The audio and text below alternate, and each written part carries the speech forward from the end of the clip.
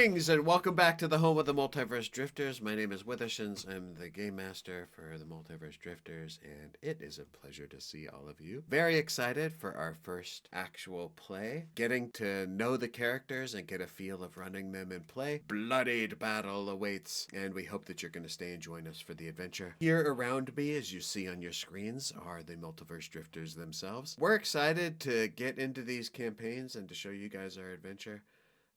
Thank you very much for tuning in, and have a great time. Eldravia. The gods weave their will into the world, shaping it with fire, storm, and shadow.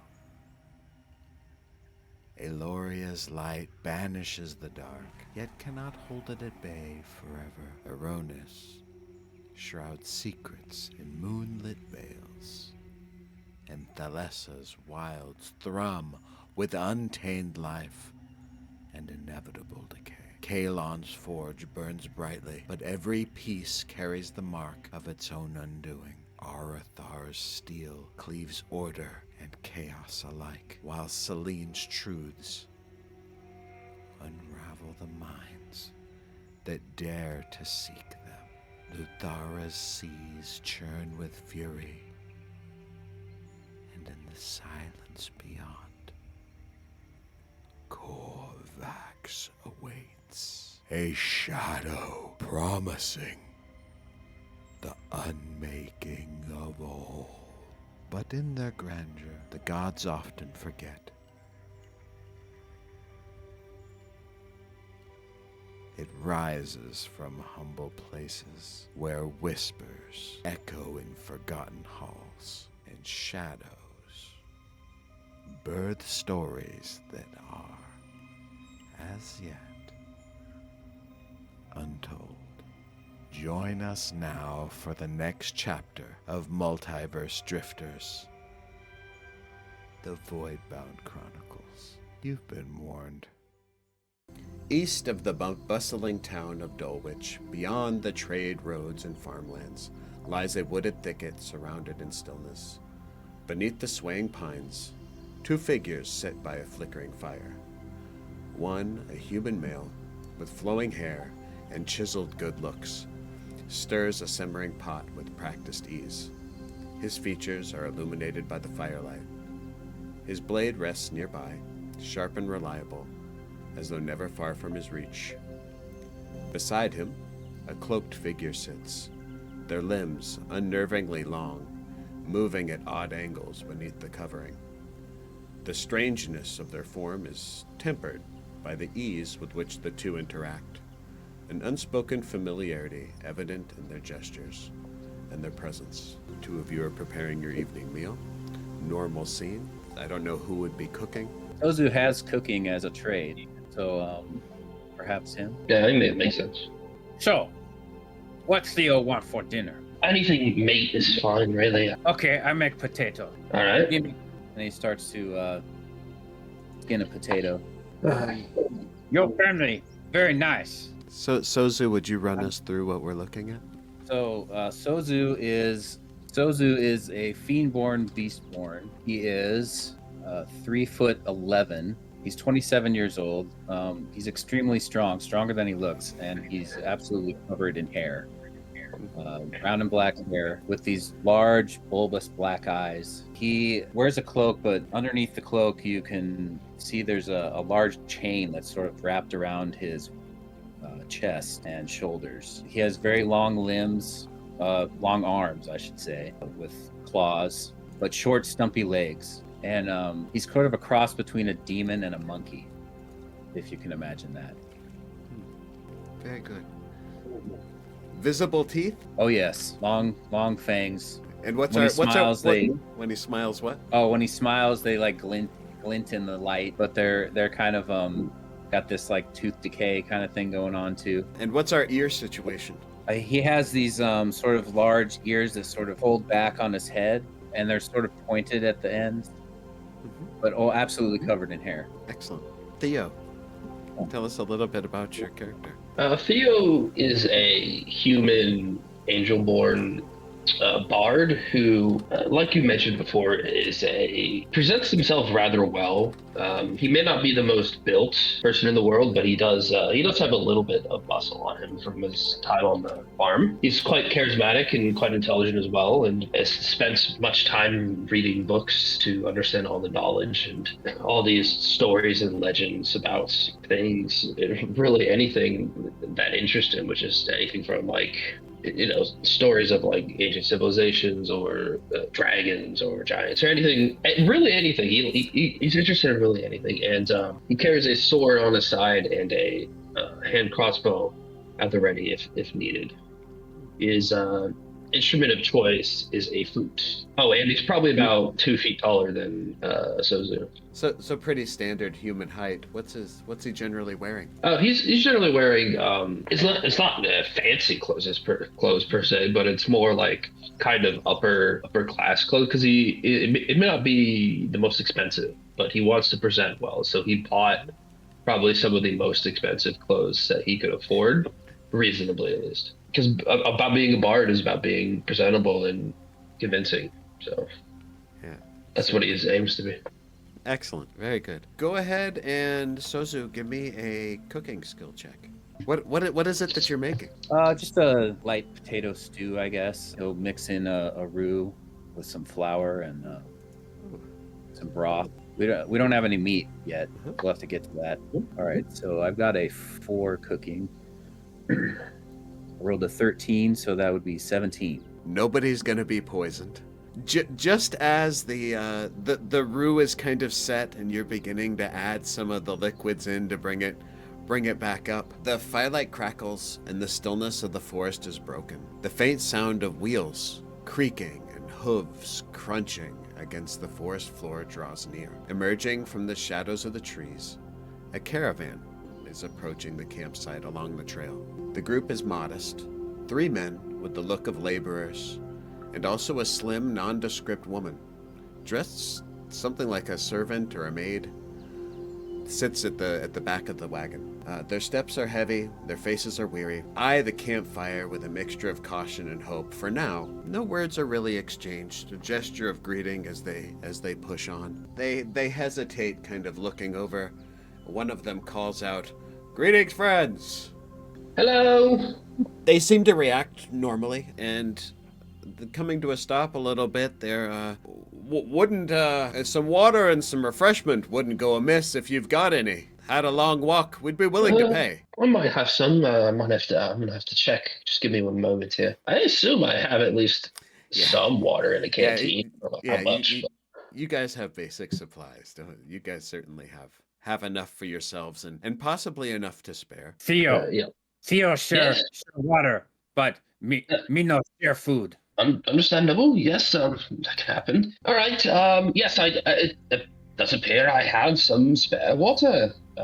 And I'll walk up to you. You said it was one of the 3 men who was shouting out this out. Yeah. Okay, a larger man, kind of a blonde beard, long straight hair, and they're kind of pulling along this cart. It looks like they're kind of taking turns.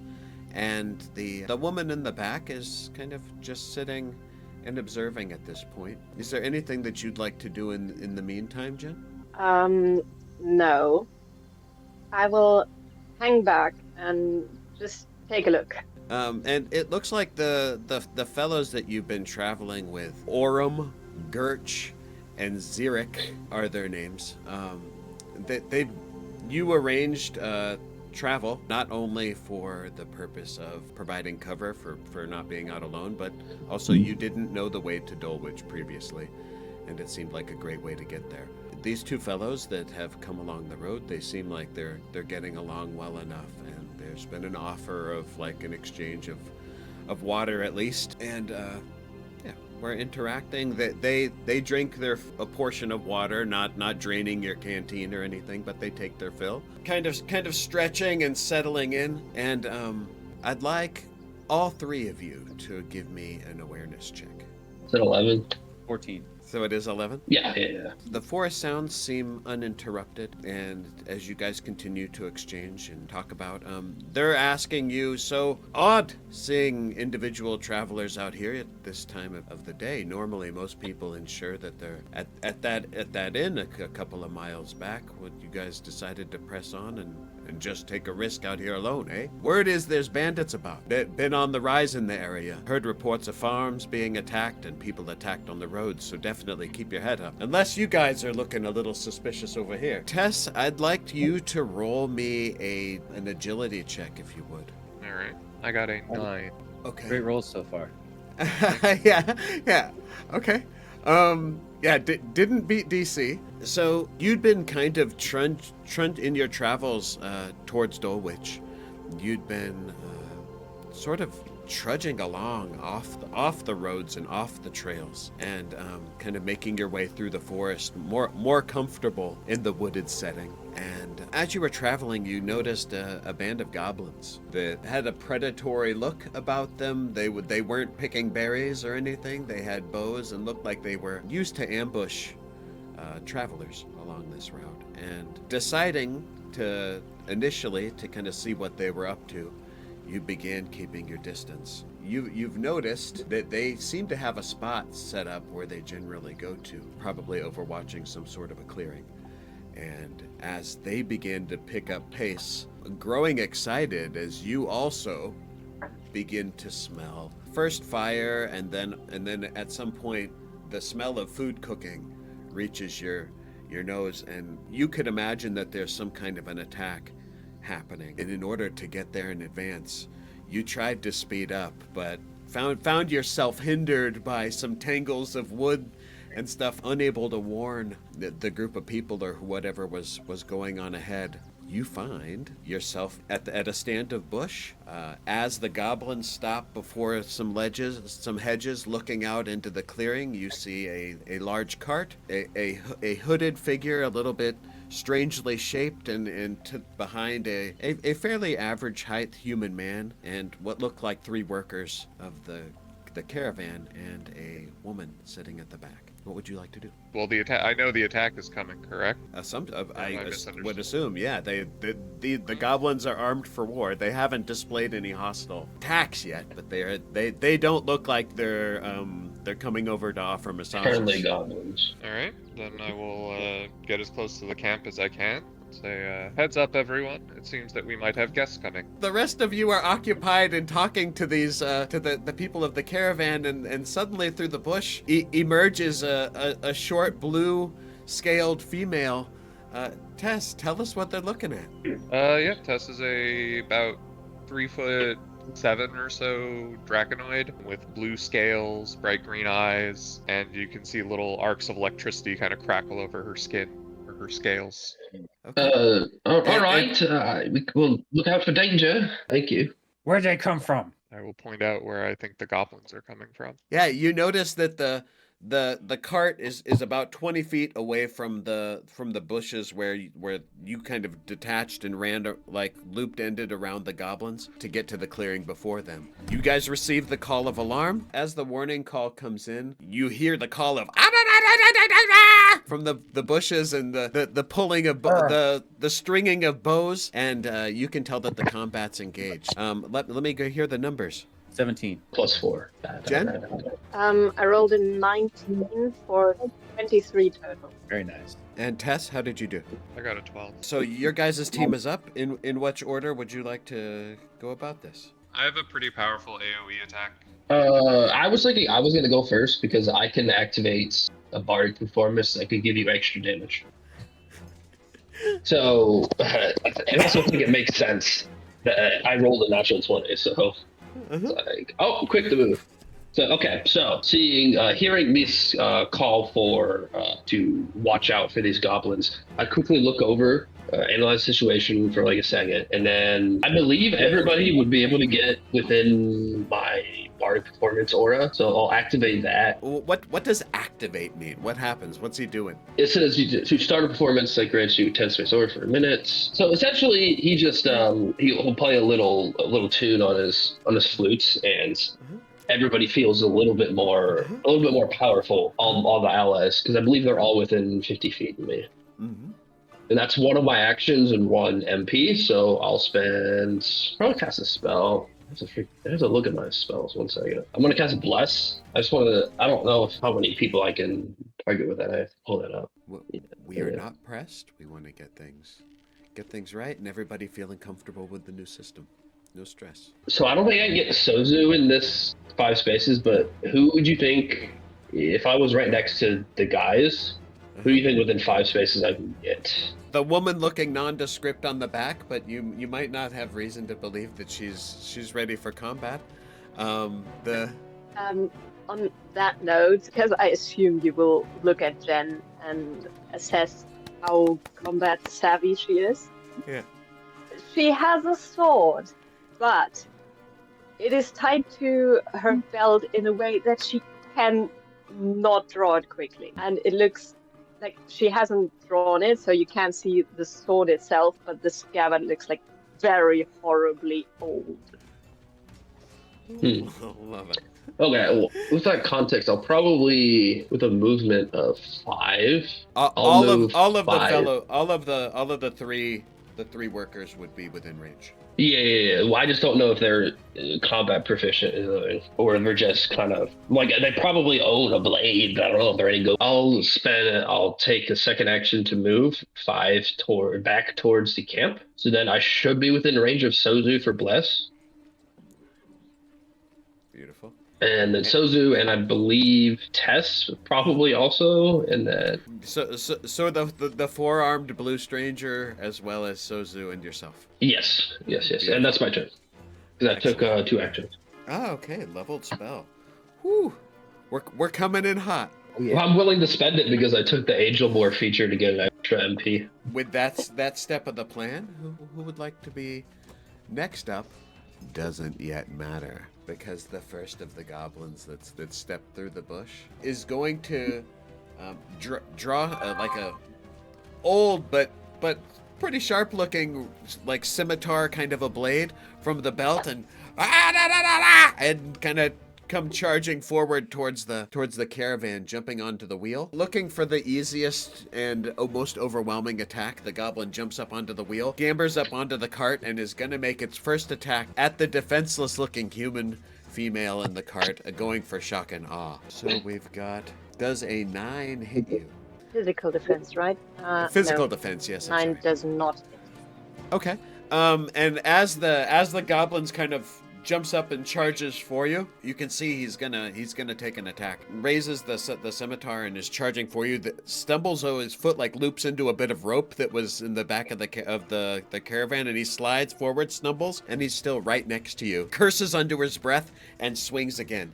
So this one's gonna be with disadvantage. Doesn't have another one to spend. As a reaction, I'd like to shriek. You'd like what, please? To shriek as a free reaction. Yeah, as a free reaction. Okay.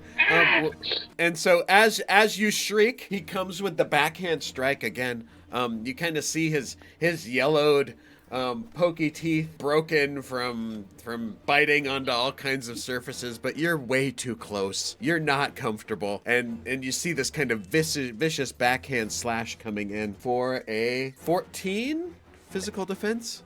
That hits. You are going to take 2 slashing damage.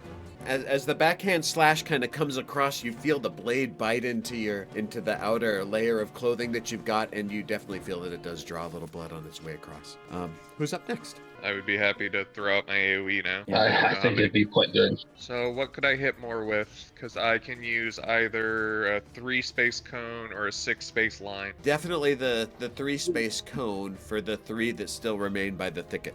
I'm going to exhale a cone of lightning, and I will use one of my MP to increase its damage by 2, so it's a 4 damage attack. Any warning to the people around, or one. any kind of a taunt or dunk that she does before she blows lightning at people? I think she will move to line up the shot and say, "Sorry, we could have shared," and then I will breathe on them. So now I need to make my attack rolls.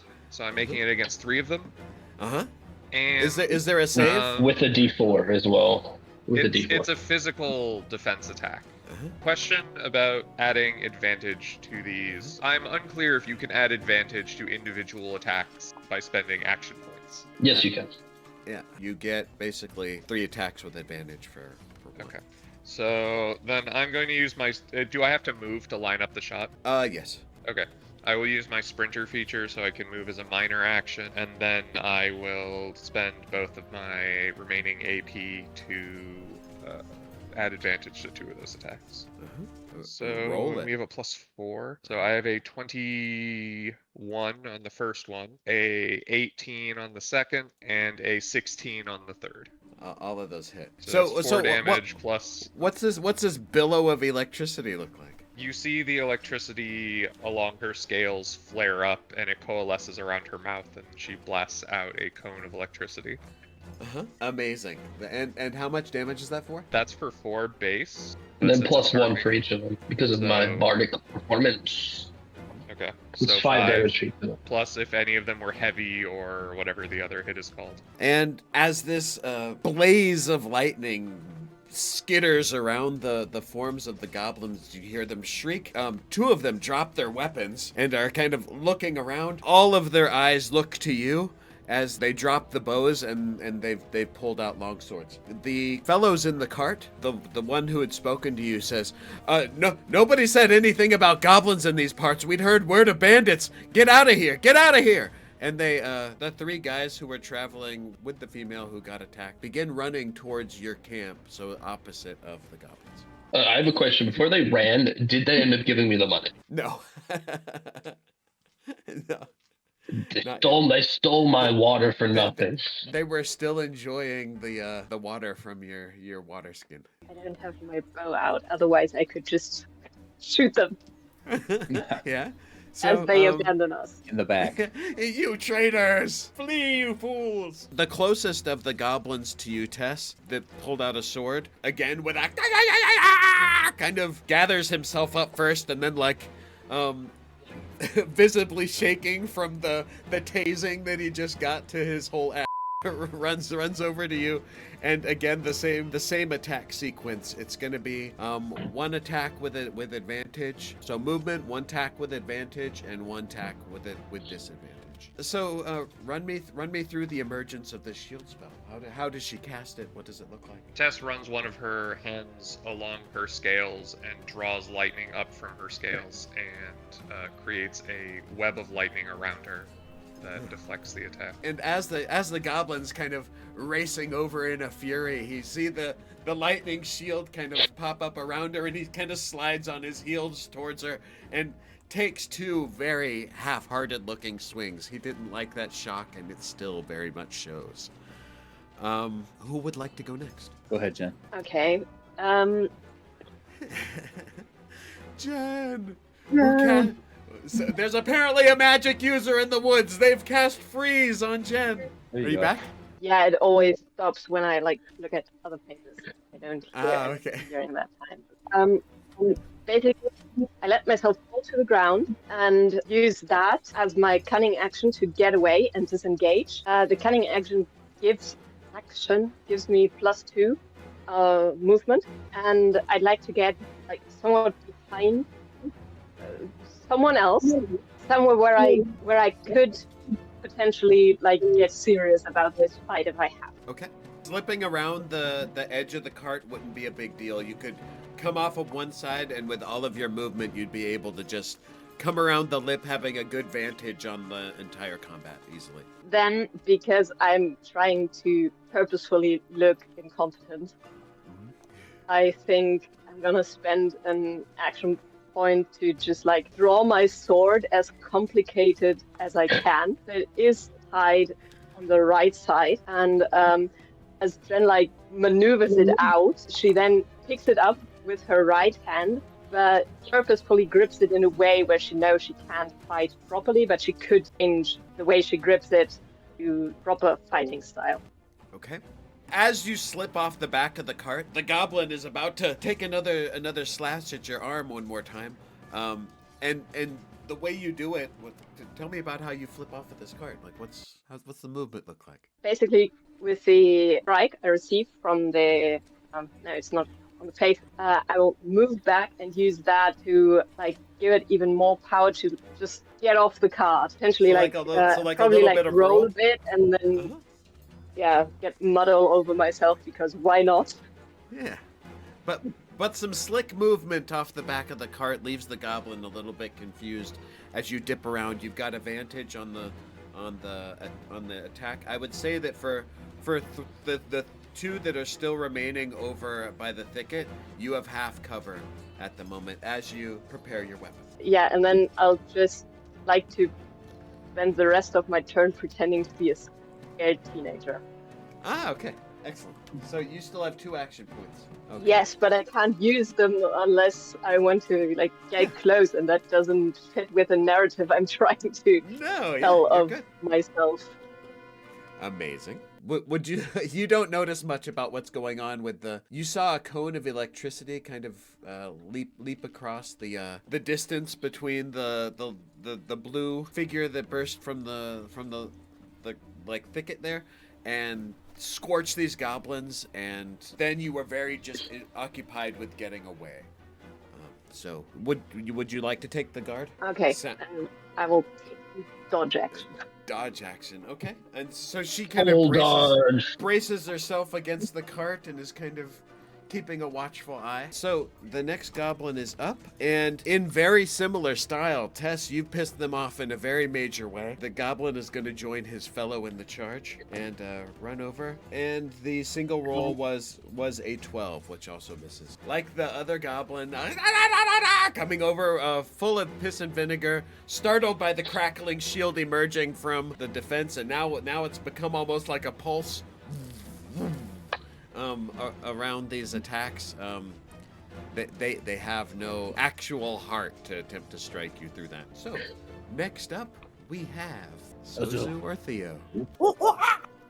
Sozu screams out with this monkey shrill and throws off his cloak, and you just see him in all his ugly glory, hair bristling, this chain that he's had around his shoulder and chest. He grabs a hold of it and swings it out. You see it's a massive double-bladed axe forged from blackened steel. Each blade is jagged and uneven. The axe handle is wrapped in this worn leather strips, and dangling from the pommel is a long, heavy chain that he whips around. And on the end of this chain is another secondary blade that's like a smaller crescent-shaped axe head. It also has these teeth that start to whirl and grind, and he will... That's a nightmare. Yeah, and across his back also is a shield, a round shield, which he will Don so he also. takes Equip. he's going to equip both of these. Now I get two of those minor Two actions. minor Right, actions, so you 2 can do minor that. actions. Yes. You're perfectly fine. All right, so he's going to now. Is there one goblin still in half cover? And two, Okay, so so- the distribution at the moment, we've got one on top of the cart that went after the girl that you saw kind of flip back and run around the cart. 3 of them then got blasted. 2 of them chased after the figure that burst from the woods to warn you, and 1 is still standing in the thicket in half cover with a bow. Okay, so with my 5 move speed, if I dash, would I get within 2 spaces of the one behind half cover? Mhm. Yeah, that would be Okay. 25 feet away.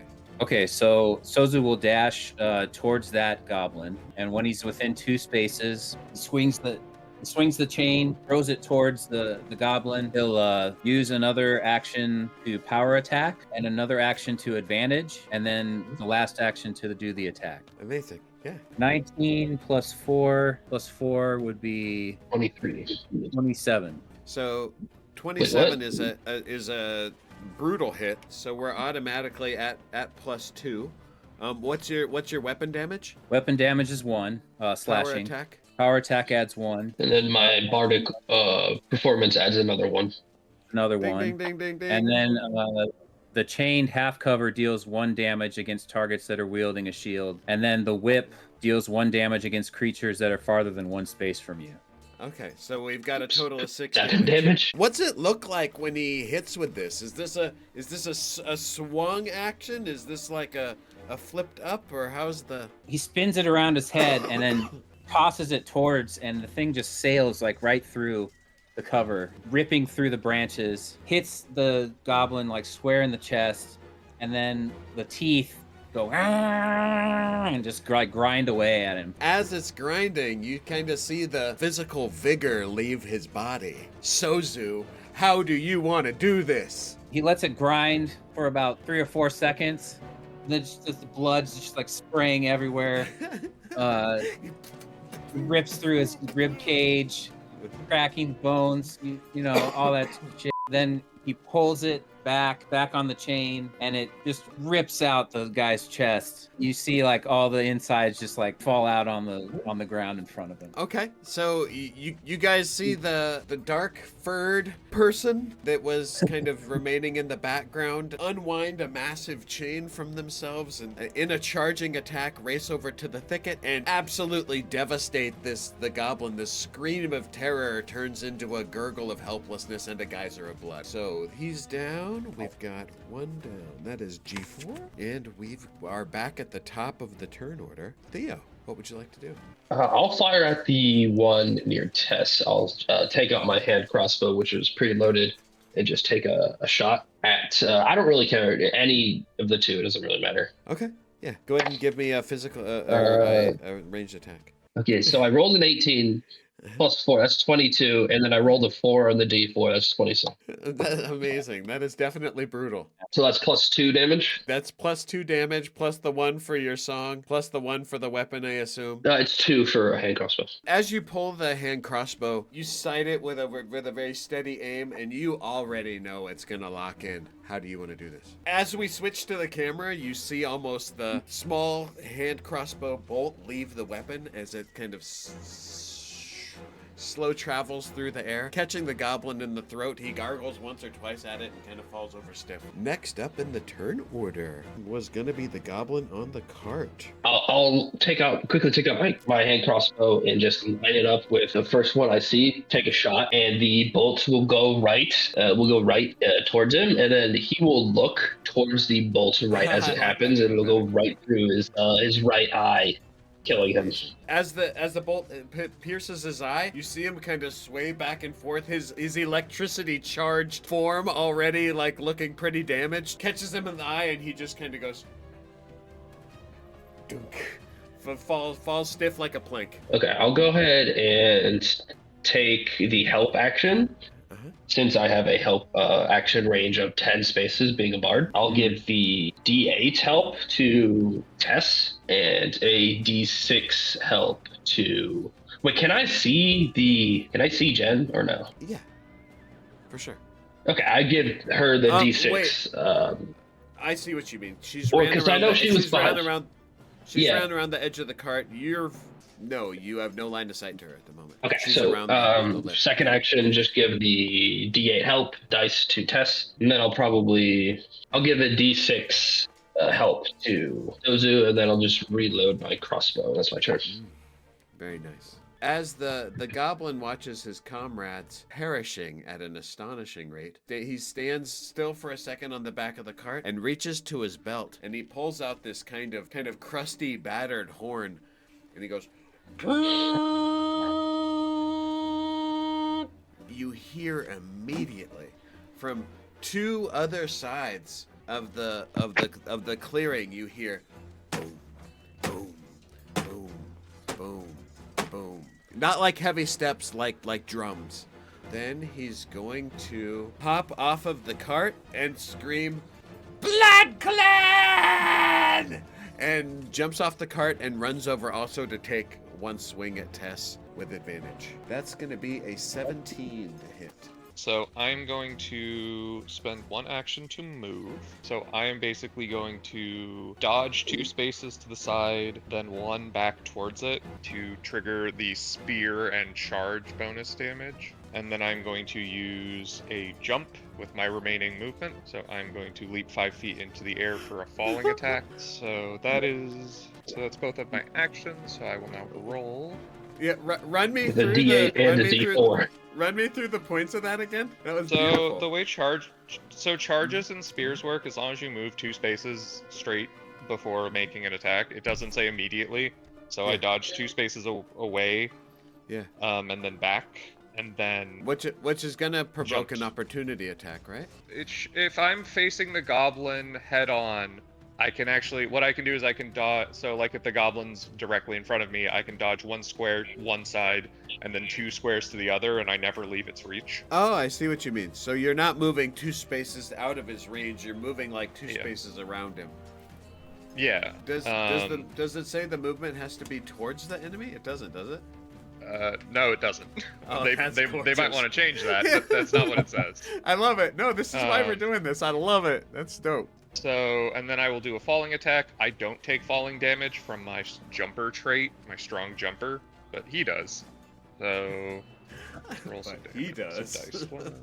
So that is a base of 3 damage then, from 1 from the weapon and 2 from the brutal hit. And so it takes 3, 4 from the fall. So 3 plus 1 from falling attack, plus 1 from spear, plus 1 from impact, plus 1 from charge for 7 damage. Okay. Run me through how this maneuver looks and how you would like to do this. So Tesset fights with a chained morning star in one hand, a Yari in the other, and then 2 shields in her other hands, as she has 4 of them. And so she dodges around the goblin and then leaps into the air while it is confused and stabs down with the spear. Amazing. The spear pierces the goblin, and unceremoniously you land, and you notice that the goblin is still on your spear like a shish kebab. And that is my turn. Gonna remove the shish kebab? Yeah, I shake it off. Okay. Oh, amazing. Nice origami. And so as the kind of drums begin in the distance, doom, doom, doom, doom, you hear the scream begin, and rustling is beginning in the underbrush near you guys from 3 different directions. Well, goblin bastards, kill. And so next up is Jen. And so you hear the thundering drums and the menace of the approaching, what you assume to be some form of a horde or another, likely of zombies, of some sort of a blood clan. Uh-oh. That mage again. Yeah. Freeze! So I hear others coming. Yeah, it sounds like a chattering of like what you would assume to be kind of like a horde, like a lot. From which direction? From the opposite side of the camp. So we've in the layout we've got a thicket where the goblins were, trail, cart, camp, thicket, and then other goblins. Apparently, assumedly, they were setting out the similar situations at other trailheads. Okay. And you do hear the furry one call out a warning, and the human fellow with the chiselly good looks seems to not be too concerned about it. Okay, I will take this fight a bit more seriously now. Firstly, I will move towards the others and call out to them. Guys, I think there's more coming. Then, if I can reach, go to the nearest goblin and I could swing my sword as if it's like a baseball bat. Yeah, there's one last remaining goblin of this group, and he's looking pretty cooked and crispy. So 1 movement and 1 attack. Yeah, can I reasonably assume that if I manage to hit, the goblin will die? He's bloodied. Yeah. Okay, because then I won't do anything extra. Nothing flashy yet, huh? 13 physical defense is 12 as it dies.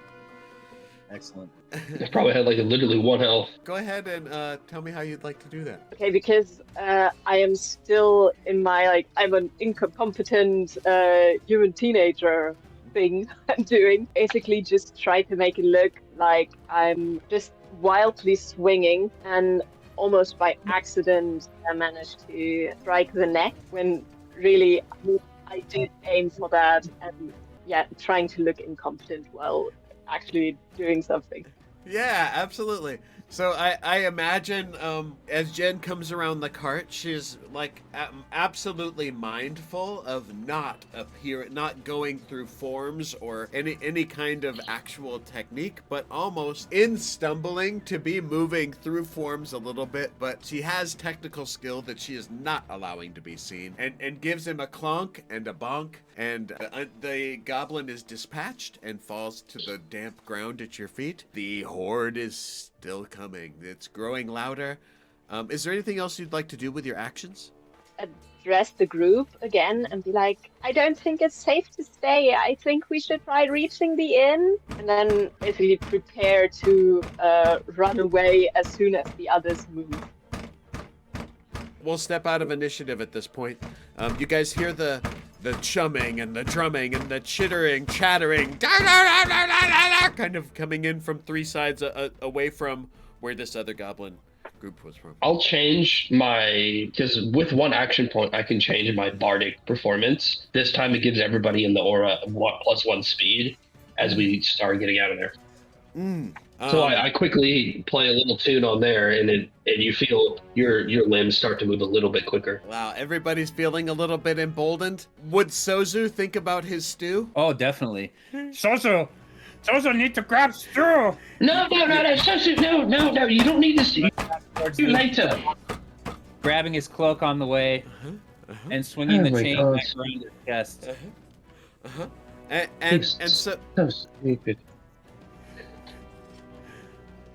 Well, he doesn't say that out loud, but so a definite disapproving shake of the head. Okay, so going for the stew, the first of the goblins begin to burst through the thicket, and you can see that they're still about 20 feet away, 30 feet away, but you can see that there's a whole bunch of them. As they kind of begin to churn out and push out of the bushes, behind them, a row of like large wolf-looking creatures jump over the first line of goblins coming out of the bushes, and there are two warg-mounted goblins that are going to be giving chase. So you guys begin running in the direction of Dulwich, or which would you like to go back in the way that the caravan had come? Would you like to take cover? What are we doing here? Sozo no need to.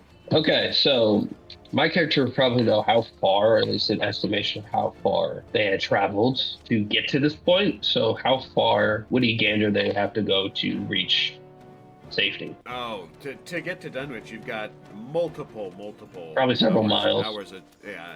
Hours of travel left. Ah, shit! It doesn't look like we've outrun them. They have these mounts as wargs, I believe. I think we have to fight. You said that they're like 20 feet away at the moment. Mm-hmm. Okay, so I'll just take a shot with a hand crossbow at one of them. Whoa, not running? Well, I mean, I don't know where we're gonna be going. I mean, I don't know if we can outrun warg. Yeah, Well, it feels unlikely that we can outrun mounted people for miles. Yeah, because also my bardic aura only lasts for 3 more turns. Mm-hmm. Excellent. As the horde begins to emerge from the bushes, you'd like to take a shot? Go ahead and Yeah, I think we probably just want to like reposition a little better for the fight. So, like, we don't want to be so scared. I guess we all got like a little bit all closer together, and then I'll 2-shot. So as the wargs jump out of over the first push of these goblin skirmishers beginning to charge for you, the peal of the goblin horn is still in the air, this kind of guttural, and after a moment, Theo's arrow pierces through, catches the first rider in the shoulder. He kind of duckles back down and continues to pounce towards you guys. But Tess, you notice, especially, all of you hear this sound.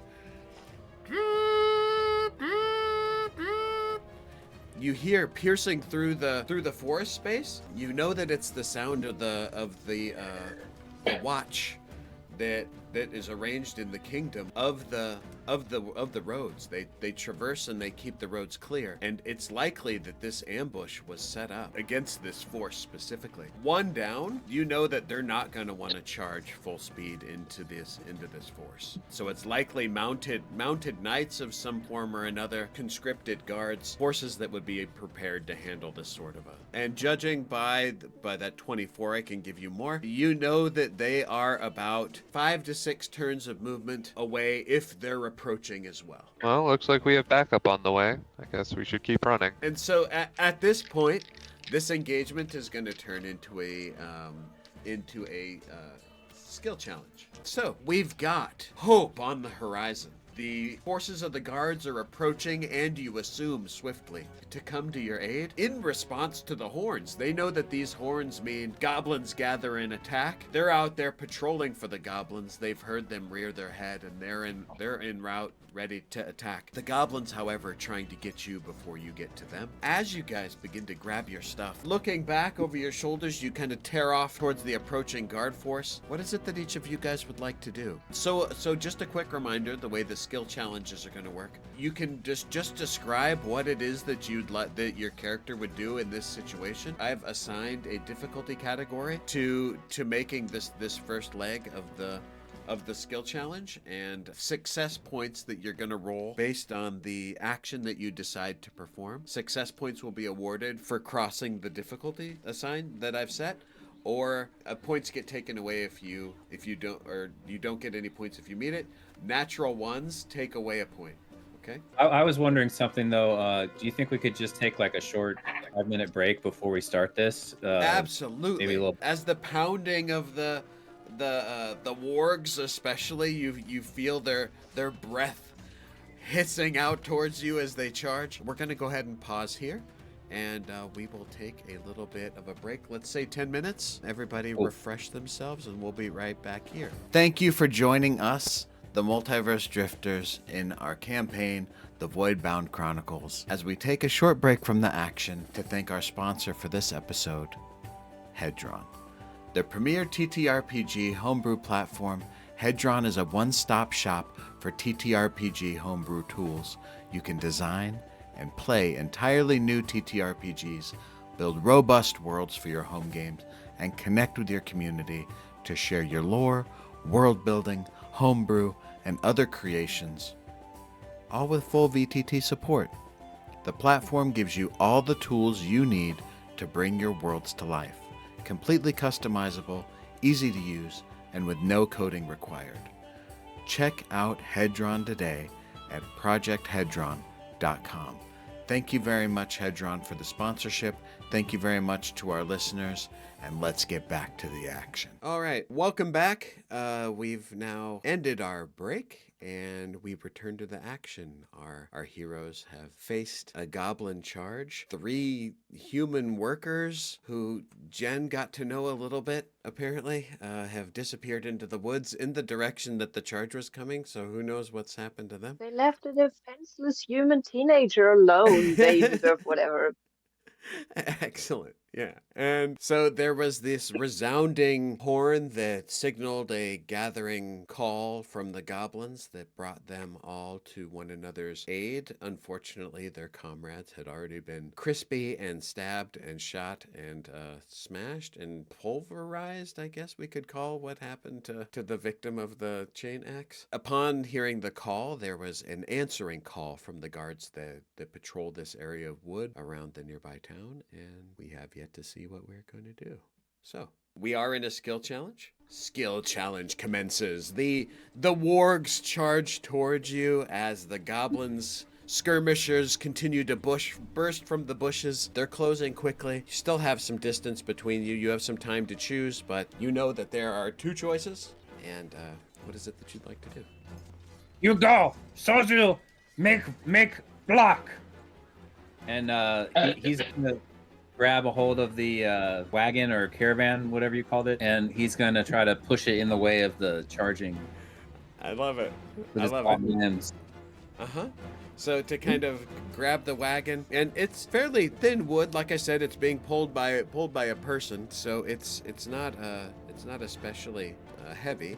I would like you to go ahead and give me an athletics check. So he's gonna kind of like grab this wagon and like try to throw it into the oncoming horde. So basically kind of grabbing it and swinging it around and then pushing it towards them? Yeah. To roll on its own? Okay. I love it. Yeah. 18 plus 7 plus 5, so that'll be a 30. Okay. So, okay. I think we're good. So Theo's done. Sozu's done. Jen, what is it that you would like to do at this point? You see the hairy demon monkey reach up and grab the cart and spin it around in front of him and just shoves it mightily towards the charging goblin forces. I don't have my bow. Was it in the cart? No, I just she's got all their stuff. I have it on my person, but it's like the string isn't put on it, so it would take at least one action to actually get it working. I'm fine with your weapon being ready. You don't need to take an additional turn if you would like to take an attack No, instead it's of running. part of the disguise because the bow belongs to the elven disguise. So Jen doesn't want to be seen with a bow, so she doesn't. Carry it as She a wants bow. to be as inconspicuous. So this is less. So as the wagon is tumbling and rolling towards the oncoming horde, what is it that Tess would do? Tess is going to jump and scrabble up into the trees and stay off the ground to stay away from the goblins. Just use acrobatics. Oh, I love it. Okay. The trees aren't especially dense. There are some branches that are low enough. So I would like, go ahead and give me either acrobatics or athletics, and I'll let you describe it accordingly. Acrobatics. I'm just leaping nimbly between the tree branches. She's very light, so she can fit onto low-hanging branches, theoretically. Roll it. 16. Amazing. And so as the cart is grabbed and pushed and begins to move with tremendous velocity towards this oncoming mass, as though from the sides of your eyes, you guys just notice the blue-scaled woman who'd burst through the thicket earlier just kind of go whoop and take to the trees. Jen, how may I be of service? I was thinking of maybe. I think this is currently doing a similar thing. Just run in a different direction and like try to hide somewhere. Yeah, Try to divide the attacking force and basically hole up somewhere until the guards arrive. Yeah, okay. Let's call that a stealth check. So I assume that you would maybe like pull your cloak around and kind of move to or near one of the other figures or into the nearby thicket. I would want them to see me run a different direction, to like draw some in that direction and then get out of sight, so they will go. Oh, okay, yeah, I like that idea a lot. Okay, to me that sounds like first a bit of a distraction, like and very clearly run in that direction, and then stealth away. I'm still kind of in character. I just start shrieking and run across the clearing, and then take a turn into the underbrush and then hide myself. I love it. Okay, I would like a stealth check, please. Haha, that's a 22. Awesome. So as the horde is coming, the wagon bounces right towards them. The first of the two wargs literally tries to jump over it, underestimates the amount that it would have to jump or the speed at which it was coming towards it. Either way, its front paws catch on the lip of the cart, and the warg and the goblin kind of go ass over tea kettle and kind of bounce along. The horde, the skirmishers themselves, kind of emerge into the clearing, and seeing Tess take to the trees and Jen, looking very vulnerable, kind of vanish into the underbrush. Half of the forces kind of follow them, and you're able to begin running and making your way in the direction of the horn. One more time. Wait, let me see. I just imagine when he threw the caravan, it's just like him doing bowling with these goblins. Yeah. We've caused absolute devastation behind. That was in the next increment of actions. You're clear of the initial charge. You're free to run. Are you?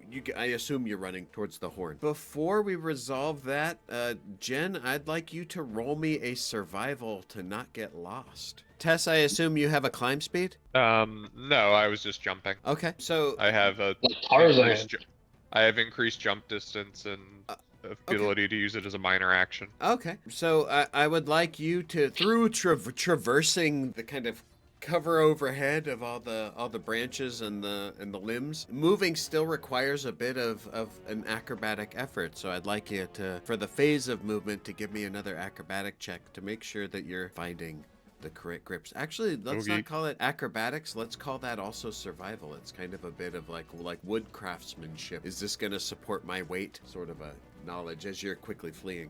24.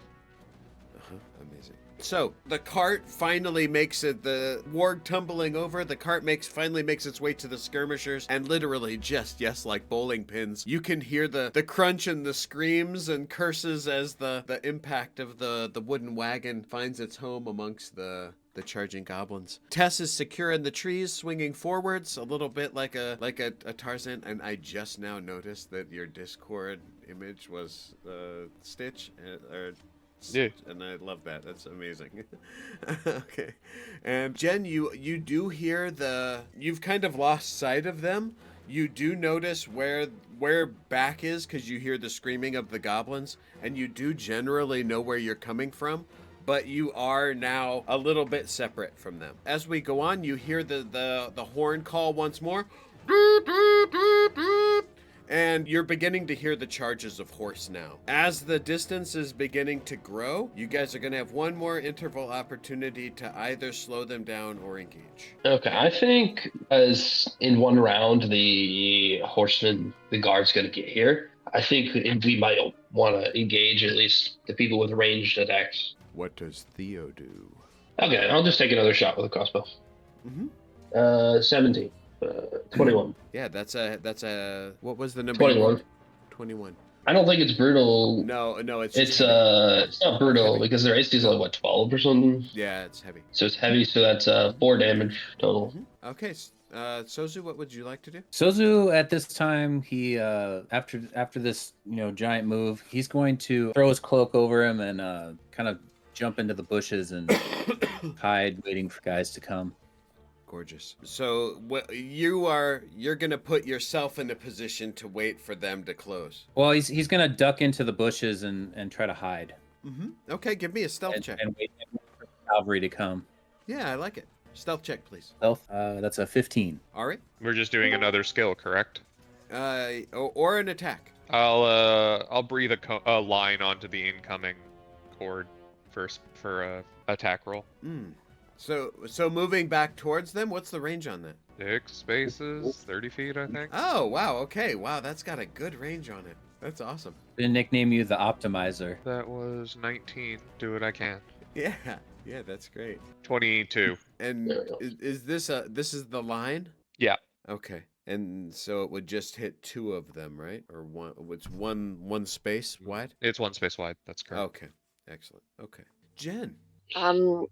I'd like to go where I assume the others are and not leave tracks. So any goblins that I manage to draw away from the main force, I don't want them to find my tracks and go back towards us. Okay. So a bit of a misdirection and orientation attempt, I guess. Like trying to lay a deceptive trail while coming together with the group. Mm-hmm. Yeah. I'll offer you survival, obviously. Nature. Yeah, nature I think could be interesting. Oh, trickery. Yeah, either stealth or trickery. Then I'll definitely go with trickery. I'm very good at that. Yeah, and I imagine with trickery, it's even doing things like deliberately breaking branches in the direction of one way, taking a couple steps, and then like jumping over or on top of a log to scamper over towards where the rest of the party was. So laying a false trail on the fly. Yep. I imagine I also kind of dip into my elven heritage and like be as light-footed as I can. Awesome. I rolled a 2 for a total of 7. As you're scampering along, the trail that you lay is effective, and you are able to make it. But you're scampering along the base of a fallen log, and you slip off the side, and you take a gash on your thigh as you slip, taking 3 points of damage. Ooh, it's a tough log. It's a tough log. Logs are more lethal than these goblins. Yeah. Well, I think she took 3 points earlier too. So. She took 2 earlier, not 3. Oh wow! Yeah. Okay. Yeah, I got healing for you, so you'll be fine as long as you don't die right now. Uh-huh. And it does kind of figure that while Jen is pretending to be completely incompetent, she hurts herself. Yeah. Perfect. Yeah, and you do find the group again, but you are limping, and cheered to hear that another contingent has gone off in the direction of the false path. Okay. I think we're done. Phase 2 is accomplished. So as they keep coming, they're met with this laser wave of dancing electricity that scorches along the one who'd also already gotten shot in the shoulder. He's looking pretty close to done. Their eyes grow startled. Half of them have already gotten separated in the woods and don't even know that there's a monster lying in wait for them. As this section resolves, you hear the trumpets again closer, and as mounted guards in the Dulwich colors burst out of the along the trail in the other direction and arrive and lower weapons and begin a full charge. Now we're gonna have one round of combat. We're switching now to a combat challenge. As the battle is joined, you're welcome to use any form of attacks. There'll be melee options if you're open to them. That's going to figure into the narrative. Jen, you've arrived. You are within range. Consider distances and movement and things like that not relevant. We're not using action points. Give me an attack. Give me a spell. Tell me what you do. Make it amazing. Yeah, I'm just gonna fire a crossbow again. Okay. Reloaded. Okay, well that doesn't hit. That's Would Theo have a greeting or do anything for these arriving forces? Oh, thank. Okay, so no enthusiastic greetings. Yeah, it's more like relief a little bit. Yeah. Okay, yeah, I get it. Okay, who would like to go next? I'll go. I guess as a warg is making its way past the bush where Sozu is hiding, God, he springs from the bush, Yeah. grabs the warg by the head. I'm gonna try a grapple. I love it. Roll the And, grapple. That's awesome. Yeah. So do I get advantage for any stealth for being hidden for this, or how does that work? You set it up, and I really like the idea. So I'm gonna go ahead and give it because I think it's sick. I just imagine as the warg is charging by that all that they see first are these like ridiculous arms. You know that come out of the bush, not even like jumping out at it, just like grabbing out. That's so cool. Okay. Okay, so that's 2 d20s, correct? Mm-hmm. So he grabs a hold of the warg and shakes his head like this. Until what happens? He grabs a hold and he shakes the warg's head until its tongue is like flapping around outside of its mouth, rubbing against its teeth and cutting, and he's gonna kind of twist him and toss him to maybe try to like knock the rider off, if I can do that. Okay, good. So the warg is now mountless and shaken and very confused. Jen, what would you like to do? I will stay back a bit, and if any goblin even like looks in my direction, I will charge them and just like wildly, once again, baseball bat style, swing the sword at them. Yeah. Okay. Roll me an attack. 14. Excellent. That does hit. Would you like to describe her interaction with that hit? I think at this point she's kind of just shouting for the sake of appearing to be hysterical and trusting her own skills enough to be top goblins apart without any technique, while she's already starting to plan how she will react to the whole situation once it's over. Okay, I love it. Tess? Tess will find the biggest looking goblin to drop down from the trees on with her spear. Oh, awesome. I love it. Give me an attack with an advantage for kind of the surprise effect there. Well thunk. That is a 21 to hit. I can tell you how much damage it would do if it matters. Yeah, no, it doesn't matter. So we've figure since this is actually combat, that part doesn't matter. Yeah. Would you like to calculate it out? Just because it would be fun? It would be dealing, let's see, weapon damage is 1, smite is 2, so 3. Falling attack would be how high up are these trees? 1, 2, 3, 4, 5, 6, 7, 8, 11 damage. Yeah, so as you drop, the goblin that you land upon literally pops. Okay, so as you guys turn and decide to engage with the enemy, the guards actually, you've seen them arrive, you've turned, you feel reinforced, and the battle's engaged. There are just several rounds of vicious strikes and dragging and screams, and very, very quickly one more time, and the goblins begin to scramble for retreat. It doesn't take long before they feel routed. They're surprised. They've been disoriented in the woods. Some of them probably got blood on them from a log spike. The battle ends fairly well. You guys successfully resolved the skill into a combat challenge. Congratulations. You guys are first of all relieved as the first silence falls over, as the din of battle like fades a little bit. The first kind of peaceful sounds settle in a little bit, and the guards kind of begin looking around, and you have a moment to yourselves first. Sozu would kind of chase after the goblins, beating on his chest and screaming at them as they run. Theo would go ahead and find Jen to provide medical assistance because she seems to be struggling. Go ahead, And, tell me that. He'll go Do ahead it. and cast. He'll go ahead and cast heal. We technically don't even know her name.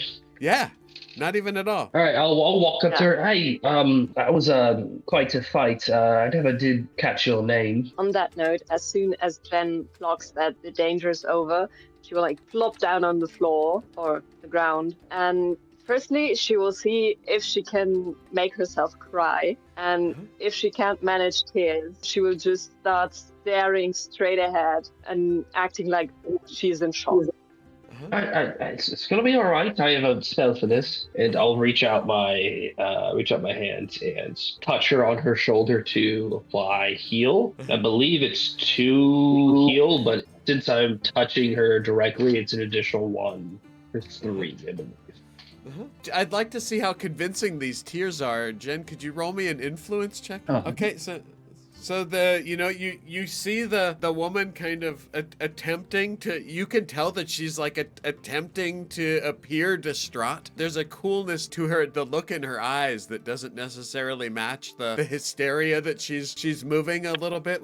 Can you run that out a little bit? So the idea is that Jen just plops down, and so she manages to make like a few tears run down her face, and she's mostly just looking straight ahead and basically planning on not being super responsive. So in her mind, she's like, okay, I lost my traveling companions, so I have to find a new way to travel. And like mentally, she's someone completely different. But probably because she's not paying as much attention to her acting at this point, you can actually see that she's not like in shock and just too overwhelmed to do anything, but her mind is racing and she's just not really in shock. All right. Yeah, he notices these things, but he's not gonna make any comments about it. So as he places his hand on her shoulder and speaks the verbal components for it, she feels the healing energy wash over her to close all of her wounds. You heal for 5 HP. There you are, Okay. back to pristine. Yay! That Well, log was still dangerous. Did way more damage than the goblins. Yeah. What's Tess up to at this moment? Kind of in the aftermath of the engagement. Tess is busy reaching her hand out into the air and collecting stray amounts of static electricity and bringing it back into her scales. Oh, That's wow, cool. that's cool. At about this time, the Sozus realize the chase of the goblins isn't gonna wield any rewards, and you make your way on back to your trusted comrade Theo. Yeah. So he actually kind of like stops, and then he looks around and realizes that he's like out in the open and looking like the way he does, and he's gonna throw his cloak back on to try to like Yes. I would recommend trying to shield yourself from these guards. I do not know if the protocol would include acceptance for you, unfortunately. Yes, normies. That's the way to say it, yes. Oh, girl. So, what are the guards doing at this time? So Tess is regathering the static. Does she generally spend time just kind of actively putting it back into her scales? Yes. That's pretty cool. I like that idea. As you put your cloak back on, you guys are begin to have a little bit of a conversation, and a guard, a burly man with a weathered face and a short beard, approaches the party. His armor clinks softly with each step, despite the strain of the recent skirmish. His expression is warm and grateful. He's a kind of a jolly, robust fellow, you can tell. By the gods, you lot ran into a kerfuffle. Those goblins have been hounding us for weeks. Like mosquitoes, the blasted things. We've never been able to mount a proper counter. We would have rewarded you richly to set the trap for us so efficiently. That's amazing. Let's just say the service was getting them all in one spot at one time. Great job to the lot of you. It's a sight we won't soon forget. I can't offer much, just a guard contingent, but here. He reaches into a small pouch at his side and pulls out a handful of coins, handing them over with a very firm and respectful nod. 10 gold pieces. It's all we've got to spare, but you've earned it a dozen times over. And he adjusts his posture a little bit. The guards are beginning to kind of resolve the battle and put their things away and clean to their mounts and things like that. And he turns back before getting on his horse, and he says, by the way, if you're looking for more work, and I reckon folk like you might be, head to Dulwich and speak with Captain Tula Tenhunen. She's the captain of the guard and always has her ear to the ground for problems that need solving. Tell her I sent you. My name's Captain Beck. All right, it was nice to meet you, Captain Beck. I am Theodore Day, and I extend my hand for a handshake. Shakes your hand, turns and looks at Jen a moment and says, thank you very much, little lady, and offers a handshake. Yeah, Jen will shake his hand and try to make it as short as possible, because she probably knows she got the telltale, what do they call these harder patches on the hands that you get when you sword fight often. Like calluses. That's the word. Yeah, so she's basically trying to make it like weird dead fish handshake. So he takes it. He didn't expect much else. So it was the handshake he was expecting to receive. He then looks to Tess and he says, my lass, it's been some time since I've seen one of your people. Ah, nice to meet you. Watch the hands. I'm a little shocky right now. Might I have your name? Tess Hightower. A remarkable Glad to be in the display. right place at the right time. Excellent. Thank you for your assistance. And then at the end, he steps over to the figure in the cloak and offers his hand. Oh, Sozu reaches out the long arm, it shoots out, and he grabs the hand and starts shaking it really, really, really hard. Okay. Squeezing the hand so hard that it's yeah, like a very uncomfortable handshake. Everybody's gotten those before. I think that I'd like an influence check, actually. We're talking about not wanting to make a bad opinion. You're expressing a good thing, but in a rough way, asserting your manliness. 6. So Captain Beck clearly winces as you squeeze his hand and says, "Whoa, young, well, what do we got going on there? That's quite a handshake." And looks then at your hand. Do you do? yes, Soju strong. Soju, nice to meet.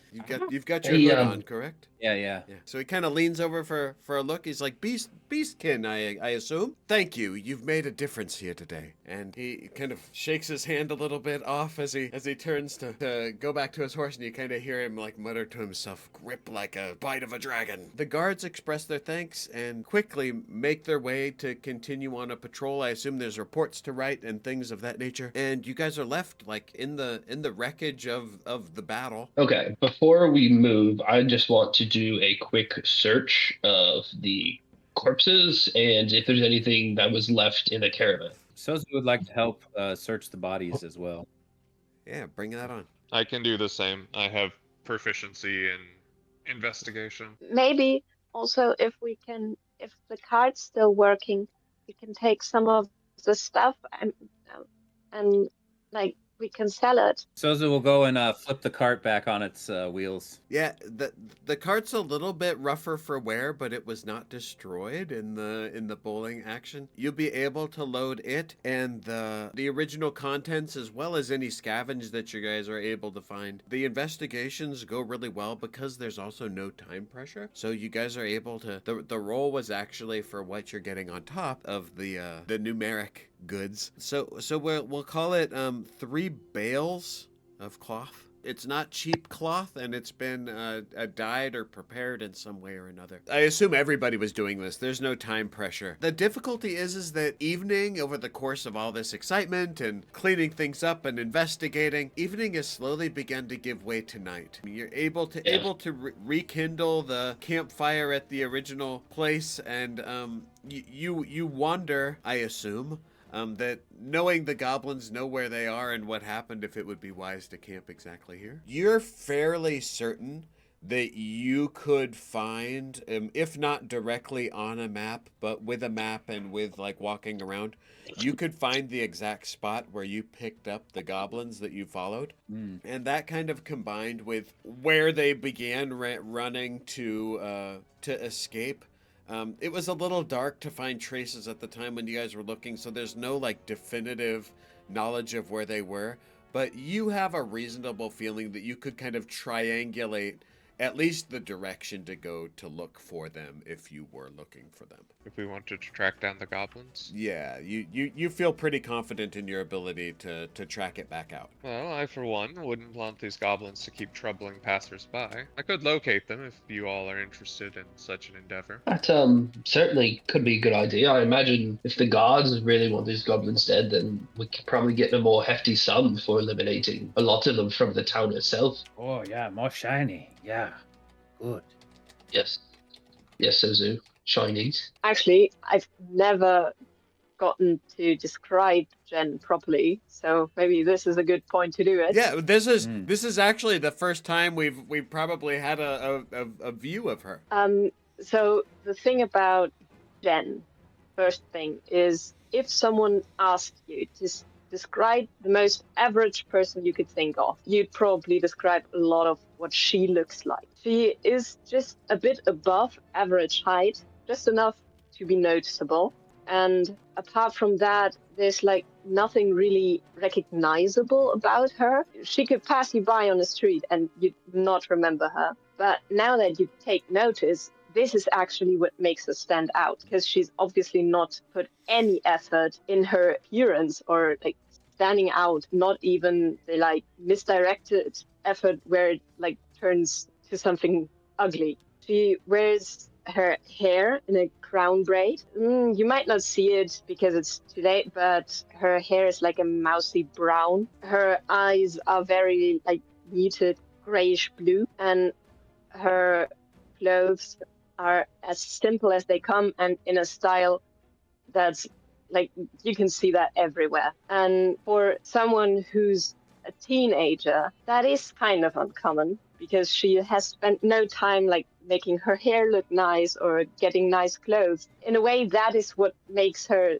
stand out as soon as you notice. And I have a picture, a colored one, in case you wanted. So I imagine with that, while all of these conversations and processes are happening, you guys are continuing to walk to Dulwich. Tess, did you have any questions of a single person or things that you would have wanted to clear up? Well, my question was if they wanted to go track down the rest of the goblins, and I'm not sure if we are or not. On that note, I know I'm not good at fighting yet, but if that would be okay with you, I'd like to just like help, and I'm a good cook, and I can like clean weapons and do like the paperwork stuff and the stuff you don't have the time for. And then maybe once I've learned how to be a good adventurer, I can be of help. Who know how to hunt? Shows you want meat.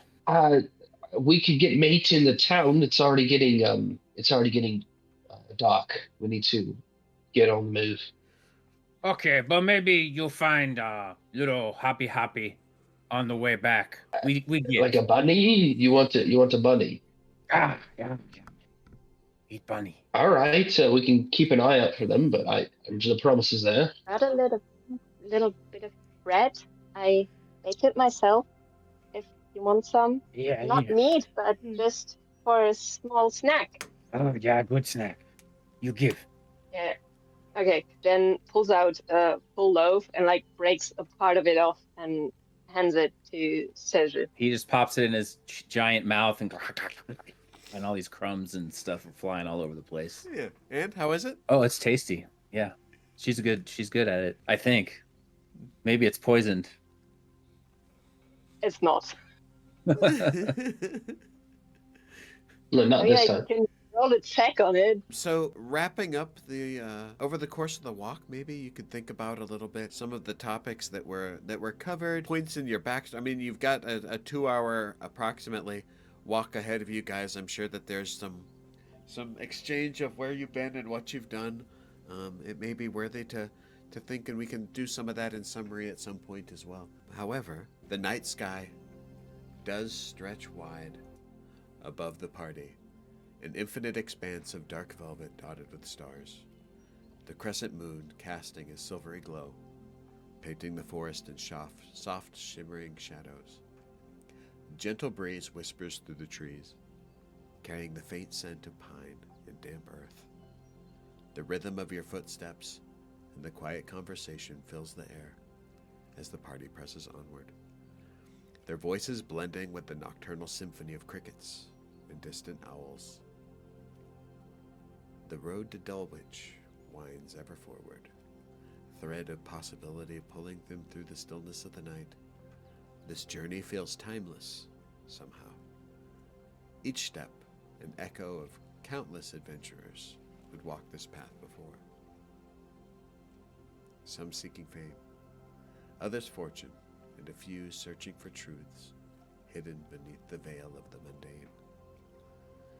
As the party rounds a gentle bend, the trees thin, revealing a rise in the landscape, the view opens up before them, and there lies a wide valley bathed in moonlight. Far in the distance, the faint glow of Dulwich flickers on the horizon, its lanterns promising safety and the bustle of life. The stars above seem to watch, silent witnesses to the beginnings of a tale yet unwritten. So, for next time, they did walk beneath the stars, their steps light with each passing hour. Conversation flowed, some light, learning to joke and care for one another, others carrying the weight of unspoken dreams and hidden fears. Together they were strangers bound by fate, yet with every mile, the threads of their stories wove tighter, forming the fragile beginnings of possibly something greater. Thank you all very much for joining us for this session of the Multiverse Drifters. This has been our initial campaign 1. We look forward to seeing you on our continuing journeys and hope to see you next time. Thank you very much for turning in. Stay safe and be good to one another.